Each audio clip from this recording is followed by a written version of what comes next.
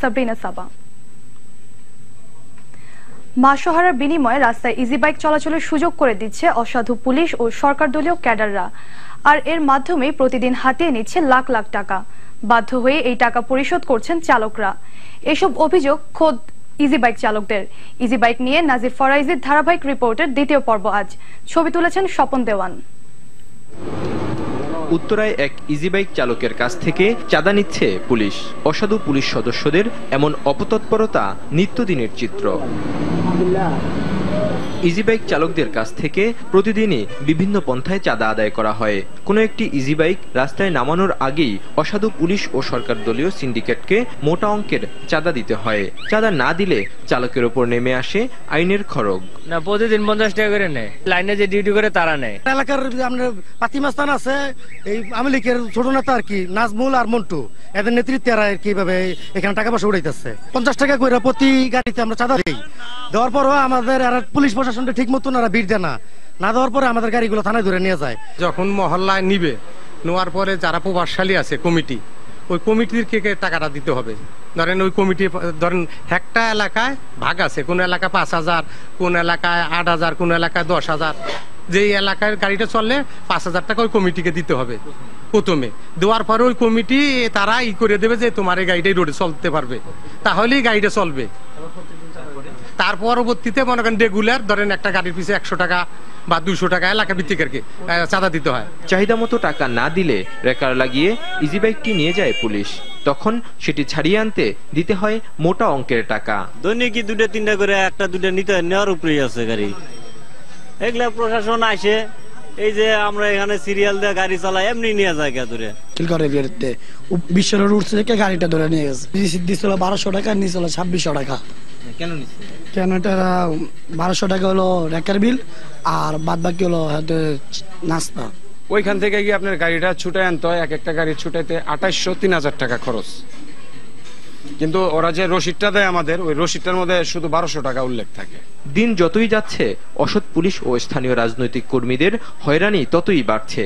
এমন অব্যবস্থাপনার কারণে দেশের ক্ষতি হলেও পকেট ভারী হচ্ছে কারো কারো। নাজিব ফরাইজি, RTV, ঢাকা। বিরোধী দলীয় নেতা বেগম খালেদা জিয়া আজ নরসিংদীতে জনসভায় বক্তব্য দিবেন। এর মধ্য দিয়ে তত্ত্বাবধায়কের দাবিতে নতুন দফা জনসংযোগ কর্মসূচি শুরু হচ্ছে 18 দলীয় জোটের। দুপুর 2টায় পৌর শিশু পার্কে এই জনসভা শুরু হবে। কর্মসূচিকে ঘিরে নরসিংদী ও এর পাশের জেলায় বিরোধী জোটের নেতাকর্মীদের মাঝে উৎসাহ উদ্দীপনা তৈরি হয়েছে। ব্যানার, ফেস্টুন আর তরুণে ছেয়ে গেছে ঢাকা সিলেট মহাসড়কের প্রায় 30 কিলোমিটার পথ। বর্ণিল সাজে সাজানো হয়েছে পুরো শহর। বালুর মাঠ নামে পরিচিত শিশু পার্কে জনসভার সব প্রস্তুতি শেষ হয়েছে। 1992 সালে জেলার স্টেডিয়াম মাঠে সবশেষ জনসভা করেছিলেন বেগম জিয়া।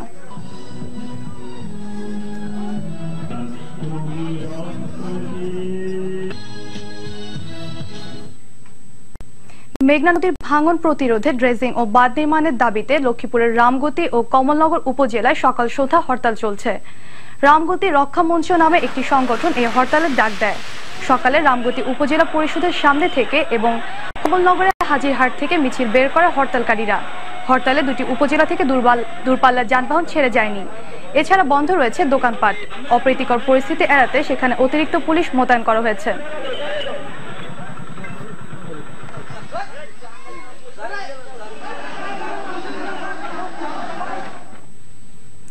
বর্তমান সরকারের সময়ে পার্বত্য চুক্তি পুরোপুরি বাস্তবায়ন করা হবে বলে জানালেন প্রধানমন্ত্রী আন্তর্জাতিক বিষয়ক উপদেষ্টা ডক্টর গওহর রিজভী। তিনি বলেন, গেল 7 বছরে এই চুক্তি বাস্তবায়নে কোনো কাজ হয়নি। আওয়ামী লীগ সরকার ক্ষমতায় এলে পুনরায় চুক্তি বাস্তবায়নে কাজ করছে। শনিবার সন্ধ্যায় খাগড়াছড়ি টাউন হলে এক অনুষ্ঠানে তিনি একথা বলেন। তিনি আরো বলেন, সবার মতামত নিয়ে ভূমি কমিশন আইন সংশোধনের উদ্যোগ নিয়েছে। পার্লামেন্টের অধিবেশনে আইনটি তোলা হবে বলে জানান তিনি। এই যে প্রতিষ্ঠা,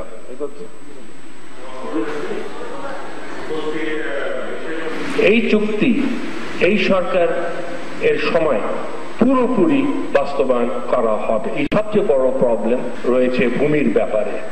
আমরা আশা করছি এই পার্লামেন্টের এই আসনে ওই আইনটাকে তোলা হবে এবং আশা করি সেই অ্যামেন্ডমেন্ট পাস হয়ে যাওয়ার সঙ্গে সঙ্গে ভূমি নিষ্পত্তির কাজও আরম্ভ হয়ে যাবে। প্রধানমন্ত্রী শেখ হাসিনা তেজগাঁও কার্যালয়ে জাতীয় দুর্যোগ ব্যবস্থাপনা কমিটির সভা অনুষ্ঠিত হয়েছে।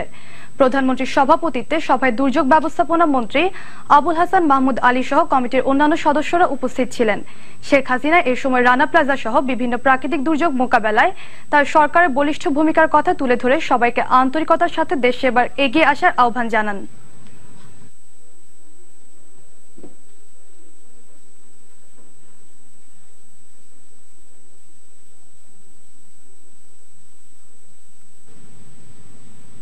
শোকের ছায়া নেমে এসেছে বরিশাল বিশ্ববিদ্যালয়ের হিসাব বিজ্ঞান বিভাগের ছাত্রী সাউদার পরিবারে।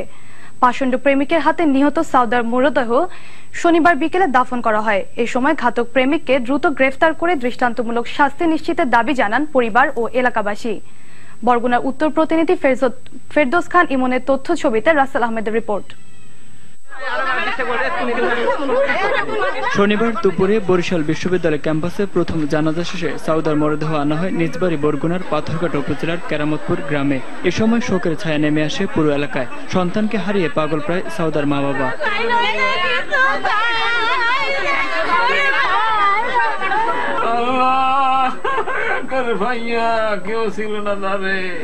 মেয়ের হত্যাকারীর বিচারের দাবি জানান সন্তানহারা এই বাবা।